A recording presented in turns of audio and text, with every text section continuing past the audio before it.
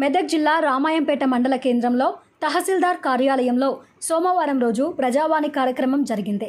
ఈ ప్రజావాణి కార్యక్రమంలో గత సోమవారం వరకు 300 దరఖాస్తులు వచ్చాయని, అందులో 246 పరిశీలించి లబ్ధిదారుల ఇళ్ల వద్దకు వెళ్లి వెరిఫై చేసి వారికి రసీదులు అందజేస్తామని మండల తహసీల్దార్ రజనీ కుమారి తెలిపారు. ఈ సోమవారం ప్రజావాణి కార్యక్రమానికి డబుల్ బెడ్రూమ్ ఇళ్లకు సంబంధించిన దరఖాస్తులు మరియు వృద్ధాప్య పెన్షన్లకు సంబంధించిన దరఖాస్తులు మొత్తం 33 దరఖాస్తులు వచ్చినట్లు ఆమె తెలిపారు. ఈ దరఖాస్తులను పరిశీలించి లబ్ధిదారులకు తగిన న్యాయం చేస్తామని ఆమె పేర్కొన్నారు.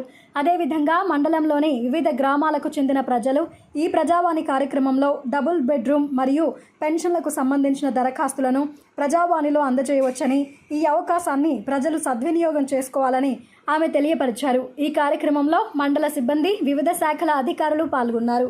300 అప్లికేషన్స్ వచ్చినాయి. అప్లికేషన్స్లో అప్రాక్సిమేట్లీ 246 అప్లికేషన్స్ అనేటివి డిస్పోజ్ అయినాయి.